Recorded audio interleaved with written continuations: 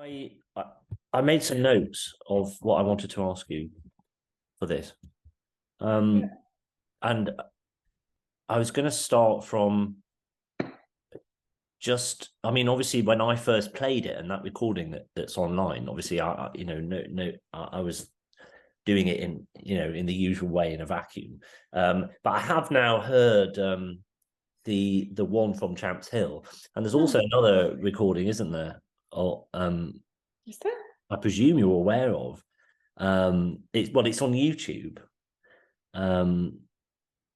By who? Let me find it.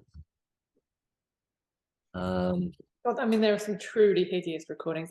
There's one recording of my Bartok homage with somebody sitting on with a baby on their lap with the baby whacking, and then yeah. Well, it's by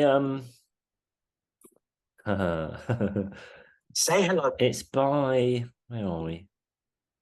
I had no idea. Elaine Chu. Oh, yeah, she did some whole project which I didn't really understand Okay.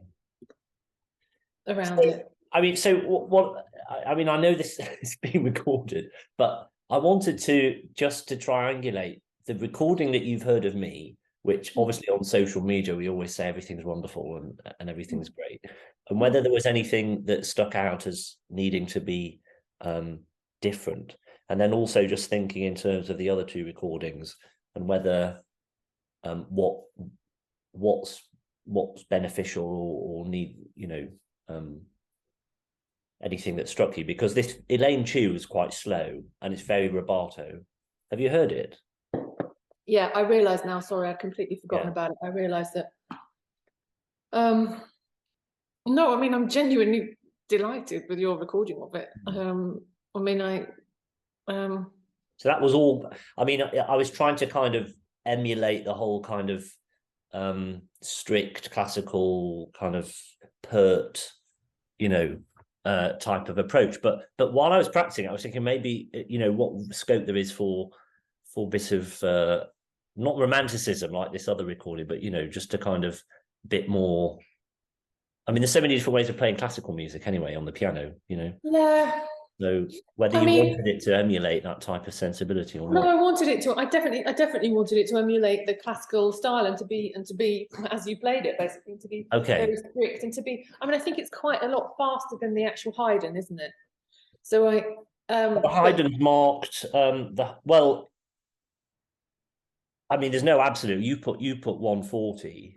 I've written down 134, but I don't know whether that was something we discussed at the time. But obviously, there's no metronome in Haydn. But I think the Haydn says it's an unusual marking actually. Allegro.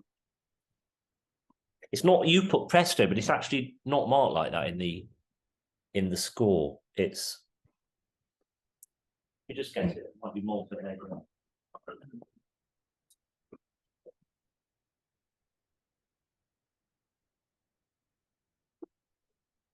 And I've got a couple of questions about the score as well. I should get it up on my. I'll just get the score. Yeah, I mean, I basically imagined it. Sorry, I mean, you might just vanish for a minute. I'm just just gonna drag. I basically imagined it in the sort of style of the Haydn. Yeah. But faster. Ah, okay. Sort of like sort of like Haydn plus sort of thing. I see. Right. Okay. So okay, because I was wondering whether the kind of tempo markings was something that was in your edition, but which isn't in the. No. Kind of Urtext type approach. I think I liked the. I wanted to emphasize the freneticness of it. Yes. And I just wanted it to be like. Yeah, I mean, I sort of like when I try and write these homages, I try and think of it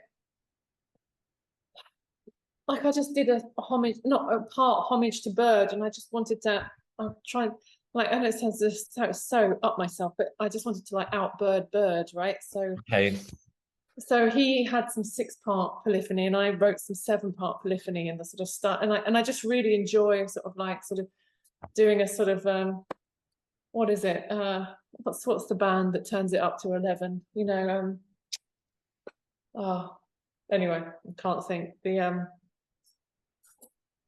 spoof band that has amps that turn up to 11. Anyway, well, I'm not familiar, but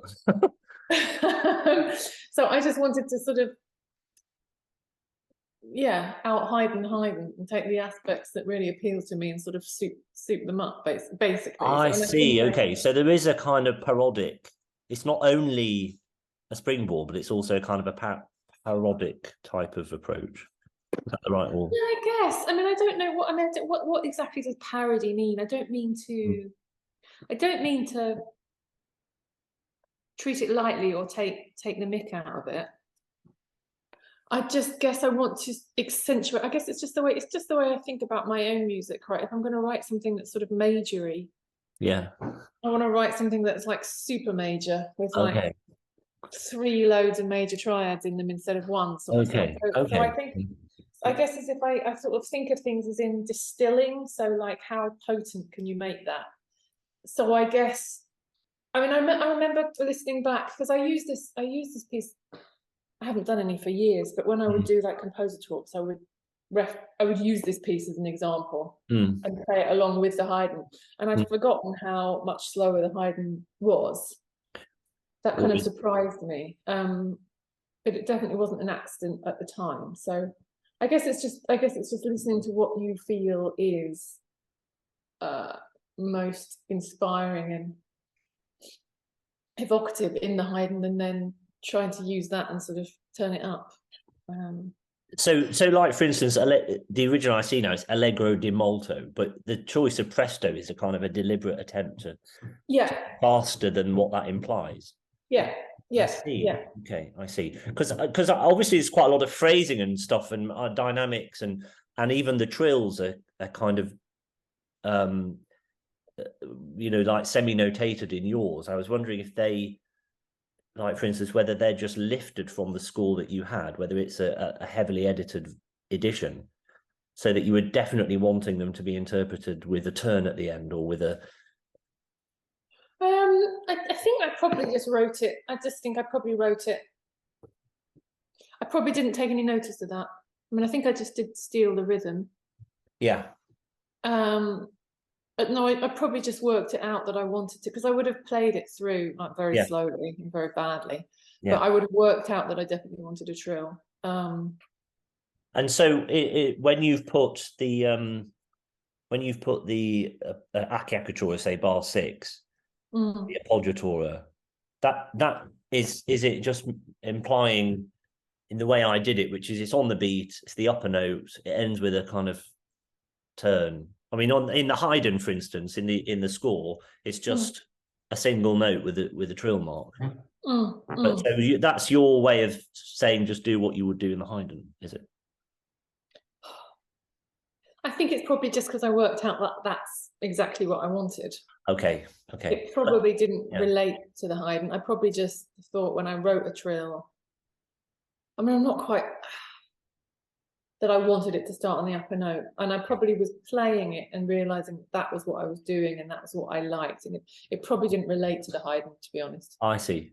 Yeah, I guess if it weren't there because it's not Haydn, you might decide to not play it the way you've notated it. Yeah. That's, I mean, that is something you often come up against, in that people will do, like if you don't write poco writ at the end, when it's obviously quite a sort of romantic piece. I mean, not this piece, but quite a romantic piece or something, or and they'll be metronomic because it doesn't say anything. So you're constantly in this battle of like over versus under annotating things. Well, that's really interesting because a lot of my preoccupations at the moment with working out how to go forward with the research is about the implications of notation and whether that's partly why I'm asking about it, you see, is to what extent composers really intend what they write or whether they're aware of how it can be interpreted. I mean, some more than others, you might be very aware and others just aren't aware that it gives off a certain signal, which then they tell you they didn't want that, and yet it's kind of screaming that at you, or you think it is. Interesting. Yeah. So I mean, yours is you know, like for instance, there's lots of dynamics in it, where of course in the original there aren't any, you know. So it's not that yours aren't unfeasible, but actually you've gone into that level of detail, which is very helpful. But some people are just don't bother. Right. Wow. Which is why I wondered if you'd copied those things or not. I mean, actually, I don't think they would be in any edition. But you know, there are some. No, I think these are just entirely by me, and I just really, okay. I mean, I'm just scrolling because I mean, this is a long time ago now, isn't Yeah. it? But, I mean, it doesn't look, because one thing that I think I do slightly less of these days is hairpins, because. But I don't, I mean, I'm looking through this and it doesn't feel over annotated to me. Some of my pieces perhaps feel a little over annotated. I'd also be more specific now about, I'm just looking at bar 39. I've got a crescendo, but I don't tell you what dynamic to go to. And nowadays I would probably put either, you know, whatever the end dynamic was. Well, in 40, I have an MP, but the strange thing about that moment is it's MP in 38. Yeah, I mean, so what are you? I mean, basically the 39. I mean, what are you crescendoing to? I mean, I guess the implication is that you just crescendo to above mezzo piano and then come back drop down again. Yeah, yeah. But really, I mean, what do you crescendo to? Mezzo forte or forte? Nowadays, I see. Nowadays, I would nowadays I would make that crystal clear. What do you think would work there? Because it's very like, I've taken it to be like bar 2. I mean, basically that crescendo's a lot above MP, and then or that type of thing. Yeah, I think so. I think that probably is the implication, but I haven't notated it. You see, I mean, so now that's. I mean, I wouldn't. I'm more. I guess I'm more specific now, but I do try and. I mean, it's when I'm looking at this, it doesn't feel particularly over annotated, but some of the things that perhaps don't make sense, a bit like that. I guess I try nowadays to not write in things that a good musician would naturally do through phrasing. But other than that, I mean, in here, the phrasing and the articulation are quite intimately connected because of the ethos. So so it's quite helpful to have it in. Although I noticed there are a couple of points where knowing whether you mean legato or not is kind of absent. So I was thinking, I was playing like, you know, 21, 22, 23. I mean, because the left hand's staccato, because it has to be. I've realized when I was relearning it that I'm playing the right hand, and I did play the right hand kind of staccato, but in actual fact, it doesn't say it has to be staccato, and it could be legato, you know. So, but then I think it should be staccato. I would probably, would I be more specific now? I guess with Giacoso sort of. That's it, isn't it? It kind of implied, but there are other places where the staccato's basically kind of written, so like 53, 52. But that's also an interesting passage. I was wanting to ask you. So I feel that sounds nicer with the pedal in 48, but this Elaine Chu recording, she doesn't. She interprets that like other crotchets, you know. But I kind of interpreted it as a kind of a harmonic thing. I haven't listened to her recording for ages, I have to admit. I mean, I think, you know, God, don't let her leak this, but I mean, I think she's a primarily a researcher, and the fact is that she's not as good a pianist, you know. And I mean, it's not. So but the point, but more the point I'm making is that it wouldn't have occurred to me to. It's interesting when you encounter that, because you think, well, why have I interpreted it that way, and yet, you know. And then I noticed like 52, and I thought, oh, they are those staccatos are only in 52. And I was thinking maybe it would be logical to. I think basically this score isn't edited well enough, because it was, how many years ago was it? 12 years ago. And I look back on some of my earlier pieces and think, Was this 2009? Yeah. Yeah, I mean, I'm looking over this now, having not really, and thinking, yeah, that's not clear, and I'm basically better at editing now. I mean, I know you're very busy, but would it be of any interest to just do a once through and with a modern Cheryl eye? Yeah, Just to see. yeah, I should do that. Because when I heard her recording, I thought actually perhaps some of it is ambiguous. In fact, I also thought she can't have heard my recording too. Whereas it was also quite obvious with what was the girl Ivana? Yeah. I mean, I just assume, but it also feels obvious from the way she plays it that she'd heard my recording. So it was just interesting because I was kind of almost able to hear whether someone had heard my playing. That's interesting. Yeah. And it doesn't matter either way whether she chooses to adopt. It's very interesting to me to see what signals she's got or appears to have got from the school. I didn't get, because then I start to realise, well, am I just making assumptions here? Because certainly we never talked in any real detail at that point because my own interests weren't really in that area. How does Elaine play it? So when you say she plays the crotchets, I mean, maybe if she plays it staccato there, like other crotchets. I'm just gonna. I'm gonna find it. See when you're in your active zone. Get turn by turn. I mean, she makes a bit of a fist of it because it is quite tricky that bit. But it'd be easier with the pedal down, Elaine. Right? Okay. Put a comment in the YouTube. Share the screen, and then you can. Can you see that? Yeah.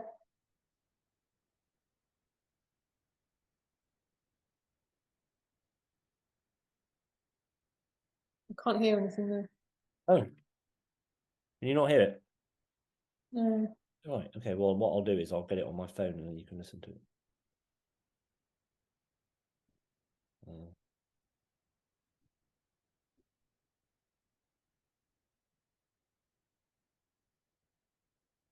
Okay, you can probably hear this. Download a free audio book with your 30-day trial. I need you to teach me to dance. I'm trying to save a girl's life. Through. Right, okay, yeah.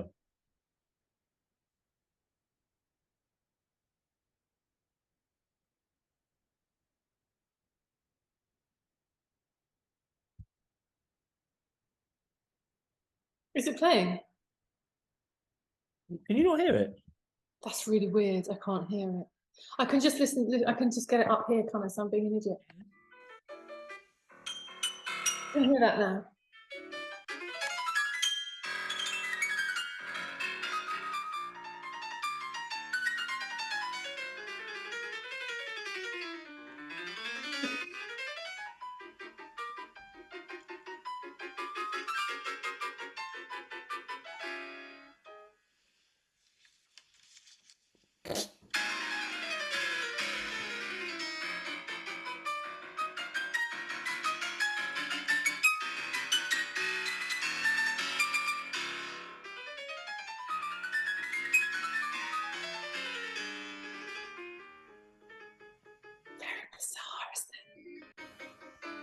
Yeah, I mean, probably you should listen to it in your own time, and then that might be of interest with regard to the notation, because I find it quite alarming how different from mine it is.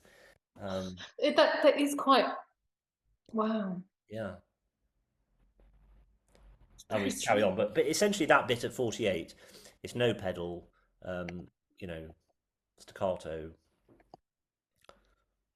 It's fine. I think the reason one just thinks quite carefully about every minute thing is because when you're near a recording, you're aware you're going to put down something that will be returned to, and Yeah. so and so you're conscious more than a performance that the decision you make or the one that gets edited in is the one that everyone's happy with. Yeah.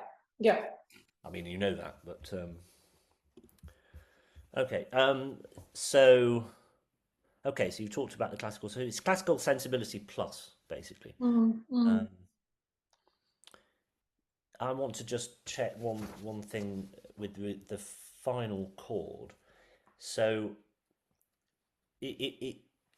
as against the original, you probably, well, you'll know this because it's your piece, but basically, if you look at the original of the Haydn, the right hand, the left hand has an octave, and the right hand has a diminished chord like that. Mm. But then the resolution of the right hand is a sixth. So equivalent here would be an E flat and a G. Okay. Not without the bottom, without, so in other words, the final chord in the right Mhm. hand is two voices from a three voice appoggiatura. Yeah. So I wondered whether you were open. I mean, again, maybe you'll just have to think about this, but whether you were open to not resounding the tonic, whether that was deliberate. Yeah, I would be. I mean, now I look at that now and think that's a bit silly, basically. Right, good. And in all honesty, I don't think I can't remember. How did you do it in the recording? Because I don't remember. Well, in the live performance, I just did it exactly as you've written it. I mean, I wouldn't Yeah. dream of asking that question when I was. But there's the Haydn. Yeah. You can see. Mm. You know. Yeah, that's a bit silly. I don't know whether that. I wonder whether that was even an oversight. Well, that's why I was wondering with the slur as well. I was wondering, well, was that supposed to be tied from the left hand or Yeah, what? I think that might have been. That looks like yeah, that looks like an oversight, to be honest. Yeah. Oh, I'm glad I raised it then because obviously it was striking. It just struck me as because it's a bit awkward to resound the thumb Yeah. between the hands, anyway. So you kind of alarm bells with that type of situation. Yeah. I've talked to you about Akiakatora, fundamental. Oh, and the other question I had is I've played through the Haydn a few times, and I was quite struck by how much more obvious the structure is and the phrase structure. So the phrase structure and the form is when you play it in the tonal system, the Haydn. Mm. And you're aware of this because you wrote this homage. But I was wondering then, I don't, and therefore also how ambiguous it is in yours. At least was always ambiguous to me till I played because before I premiered it, I never played. I might have played through the Haydn once, but I don't really remember. No, it's not a sonata that I've played by Haydn. Mm. So the kind of strict parallel was lost on me at the Mm. time. So I was wondering whether you wanted it. This is partly because of this Chew recording. Do you want the way the structure stacks up to be as obvious as in the Haydn, which therefore entails some rubato, or do you want it to be as ambiguous as your piece makes it because of its polytonal whole tone? Why does it entail rubato? I see, because she really sort of signposts a different. Well, yeah. So, like it's just something about the way tonal language is part. It doesn't need rubato, but when you actually when it push comes to shove, you end up doing that. So, like the end of so like 13. Oh, sorry.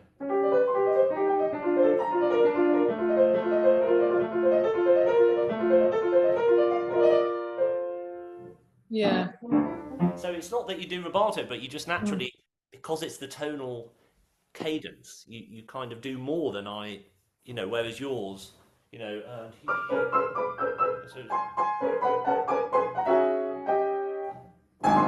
you can just go through, but it's not the way you play. Mm. So it struck me, well, if we want the classical sensibility, do we also have to imagine ourselves playing tonal music? So That's really interesting. I've never thought of that. that the rhetoric is the same, despite it not being the same material. It's a more Wow. detailed way of asking the question I asked before. That's really interesting, because I guess the thing is, wow. I think the thing is that I probably hear it. I mean, because I think of all my music as basically tonal, right? Just with extra notes in it. Ah, okay. And so I probably hear it. I mean, I don't obviously hear it, like the Haydn. But I probably do think of it that way. But having said that, I haven't noticed whether you've done that or not. I mean, I think you do.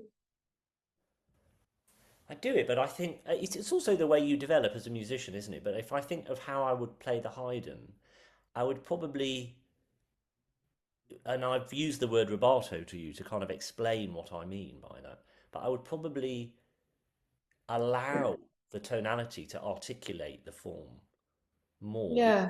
Whereas here, I realise that like for if you look at your piece, 15, 16, 17, 18, you don't. In a sense, I think it's because, like, for instance, it goes to an F double sharp, and then the next phrase starts on an A flat.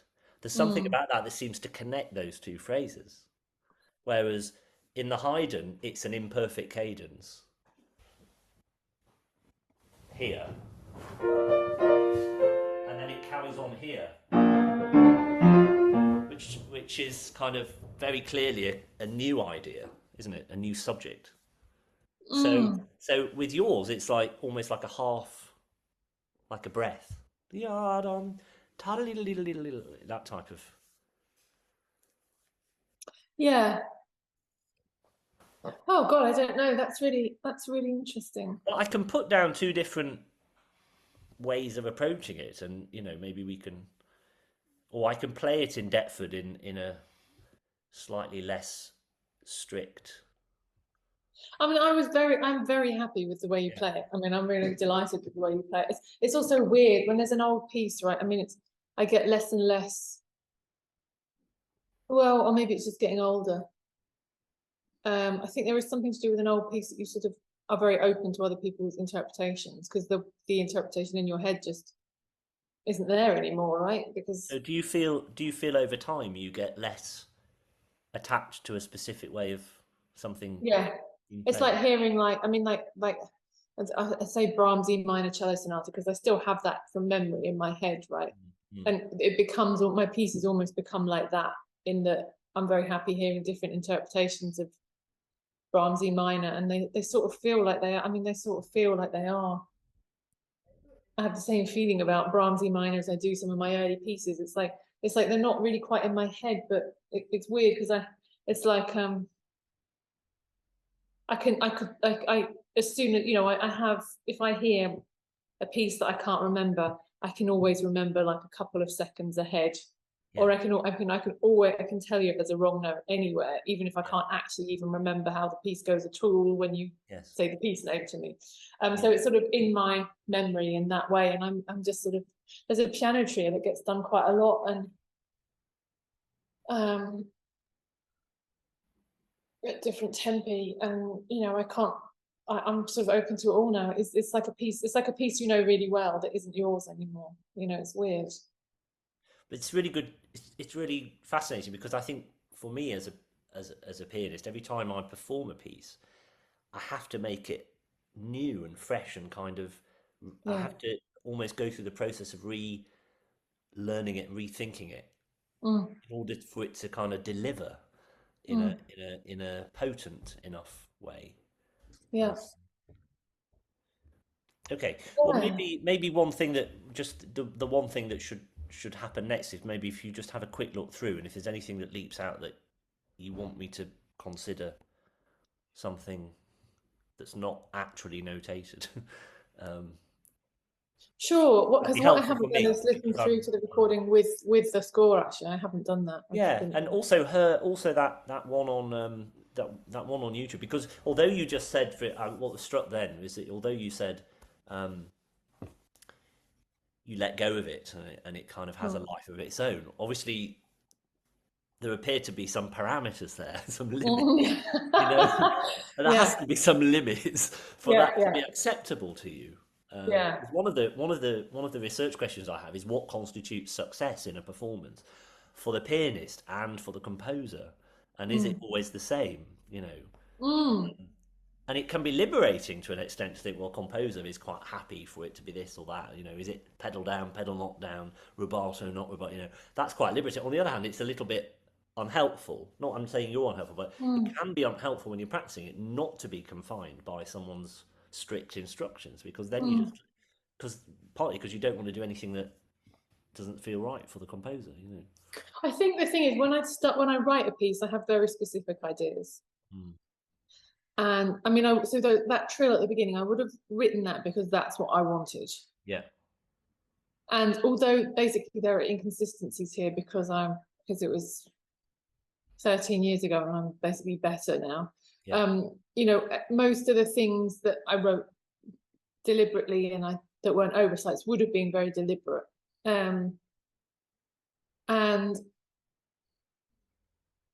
But so it's not that you don't have enough. So I always have a very strong idea of how it should go, but it's just you stop minding other interpretations. But like you say, within parameters.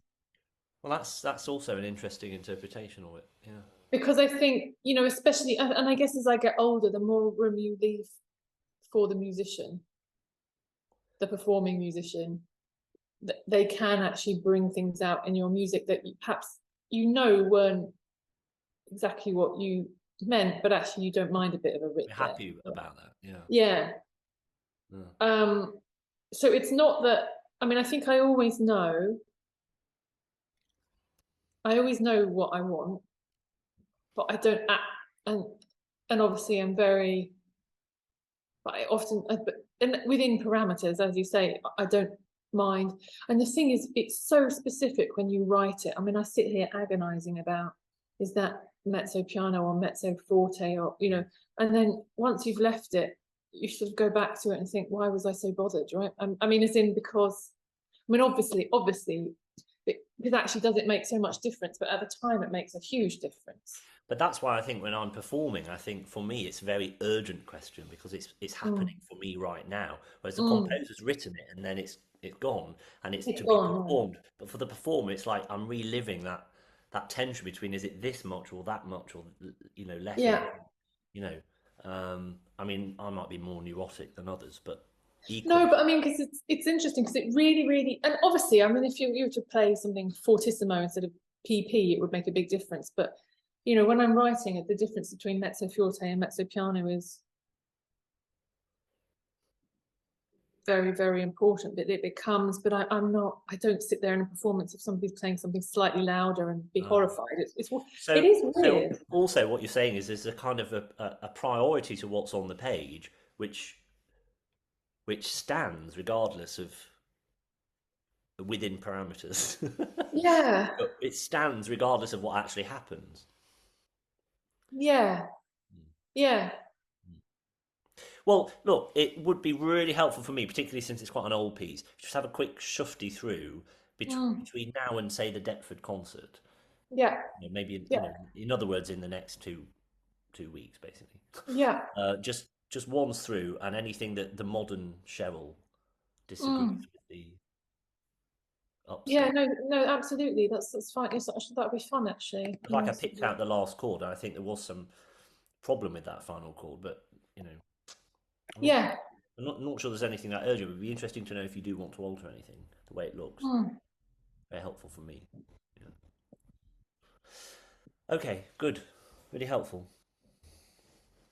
It's fun. Yeah.